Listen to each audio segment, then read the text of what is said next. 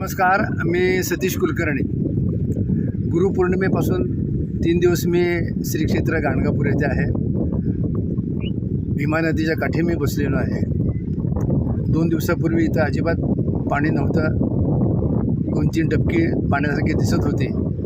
परंतु आज अचानक दत्त महाराजांनी कृपा केली आणि अथांग भीमा नदी वाहत आहे. सांगण्याचा हेतू असा होता की गुरुचरित्रामध्ये सांगितलं आहे, ब्रह्मदेव आपल्याकडे लिहिली असती दुष्टाक्षरे, श्री गुरुचरण स्पर्श सत्वर दुष्टाक्षर शुभ होतील. तुम्ही जेव्हा गुरुचरणाला स्पर्श करता, गुरु महाराजांची प्रार्थना करता, तेव्हा गुरु महाराज तुम्हाला भरभरून देतात. ज्यावेळी गाणगापूरला सुरुवातीला लोक आले, लोक म्हटले उद्या आमचे स्नान करायची अडचण आहे, आम्ही कसं करायचं, काय करायचं. आणि विशेष म्हणजे ज्या लोकांनी अशी शंका घेतली, गुरुपौर्णिमेला गाणगापूरमध्ये बरेच हजार लोक आले होते, पण आज जेव्हा गुरुपौर्णिमा संपल्यानंतर पाहिलं तर गावामध्ये 100 लोकंसुद्धा नाही. आज गुरुवार असूनसुद्धा इथं या ठिकाणी भक्त लोक थांबलेले नाहीत. यावर असं सांगायचं की लोकांना संयम नाही, लोकांचा गुरुवर विश्वास नाही. जे पाहिजे ते तात्काळ पाहिजे. थोडा संयम पाळला असता आज गुरुवार इथं राहिले असते, तर या भीमा नदीमध्ये त्यांना स्नान करता आलं असतं. आज गुरुवार निर्गुण पादुकांचं दर्शन झालं असतं, उपासना करता आली असती. आज या भीमा नदीच्या काठी माझ्याशिवाय इथं कुणी नाही. इथं थोडी आत्ता मी उपासना केली. फक्त भीमा नदीचं पात्र मी आणि एखादा येणारा जाणारा एवढेच आम्ही दोघं तिघेत आहोत. किती मोठा आनंद होतो आहे.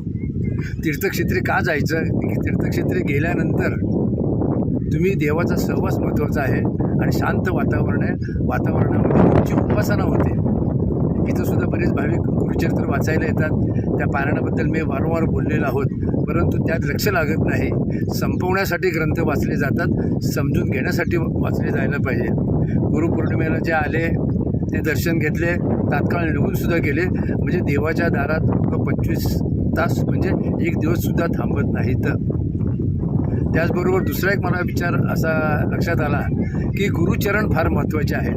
गुरुपौर्णिमेपासून जर भाविकांनी आपल्या घरामध्ये दत्त महाराजांच्या ज्या पादुका आहेत, आपले आईवडील असतील तर त्यांच्या पाया पडणं, मोठे बंधू असतील तर त्यांच्या पाया पडणं आणि त्यांचे चरण दर्शन रोज जर घ्यायला सुरुवात केली आणि हा संकल्प जर गुरुपौर्णिमेपासून केला असेल, खरोखरच ते भाग्यवान आहेत. कारण गुरुचरणामध्ये फार ताकद आहे.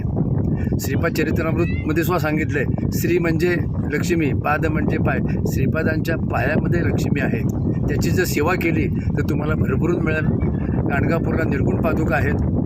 बऱ्याच भाविकांना आजही निर्गुण पादुकाचा अर्थ वारंवार सांगावा लागतो.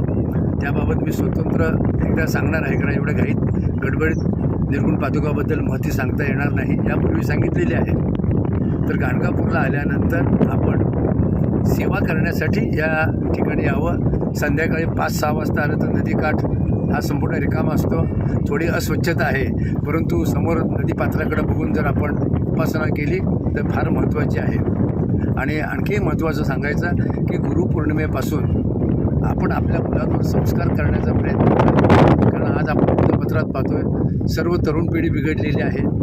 अध्यात्म माहीत नाही, त्यानंतर देवदेव काय माहीत नाही, मोठी माणसं माहीत नाहीत आणि काही ते आरोप प्रत्यारोप करून प्रसिद्धी करतात आणि मस्ती करण्यामध्ये आपलं आयुष्य संपवण्याची त्यांची वृत्ती दिसून येते. काही वर्षांपूर्वी माझ्यावर झालेला एक मोठा संस्कार आजही मला फार लाभदायक ठरलेला आहे. तो म्हणजे असा की महाराष्ट्र राज्याचे पोलिसांचे मुख्य अरविंदजी इनामदार सर यांची माझी चांगली मैत्री होती. एकदा आम्ही एका मोठ्या उद्योगपतीच्या घरी चहा पाण्यासाठी गेलो होतो. त्यांच्या घरामध्ये लहान लहान मुलं होती आणि त्या दोघा-तिघांना मी अरे तुरे म्हणालो.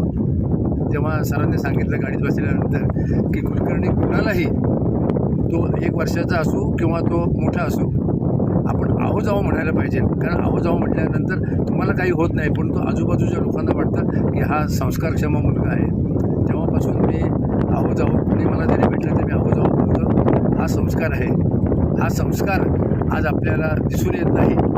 तेव्हा गुरुपौर्णिमा म्हणजे गुरूंनी संस्कार करायचे असतात. आपण आईवडील आहोत, आपण कुणाचे तरी मित्र आहोत, आपण कुणाचे तरी नातेवाईक आहोत. आपण सर्वांना एकमेकांना चांगला संस्कार द्यायला पाहिजे आणि हा संस्काराचा उपयोग भविष्यात होतो. म्हणून चांगल्या लोकात राहणं, चांगल्या लोकांबरोबर जाणं, यात्रेला जाणं, ती लोकं पण पाहणं आणि यात्रेला गेल्यावरसुद्धा चांगल्या गप्पा मारणं, चांगले विचाराची देवाणघेवाण करणं, हा विचारसुद्धा मला संस्काराचा या नदीपात्राचा विषय सुचला. म्हणून आज परत निघण्यापूर्वी म्हटलं एक आपण व्हिडिओ करावा आणि भाविकांपर्यंत पोहोचवावा. दत्त महाराज अत्यंत कृपाळू आहेत. काल परवापर्यंत इथं अजिबात पाणी नव्हतं आणि आज भरभरून पाणी आलेलं आहे. तसं दत्त महाराज एका क्षणामध्ये आपल्या जीवनाचं होत्याचं नव्हतं करून टाकतील. परिस्थिती सर्वसाधारण असली तरी गुरूंवर विश्वास ठेवा. गुरूंवर विश्वास ठेवल्यानंतर विश्वासं फलदायक तुमच्या जीवनामध्ये तुमचं जीवन सुख, शांती, समाधान आणि आरोग्यमय एका क्षणामध्ये भरून जाईल. आणि ही नदी त्याला साक्षी आहे. कारण 3 दिवसापूर्वी मी बघितलं तर अजिबात पाणी नव्हतं. आज भीमा दुधडी भरून वाहती आहे. तसं तुमच्या जीवनामध्ये परमेश्वराने सुख, शांती, समाधान, आनंद आणि आरोग्य दुधडी भरून वाहत न्यावं अशी प्रार्थना करतो. अवधूत चिंतन श्री गुरुदेव दत्त.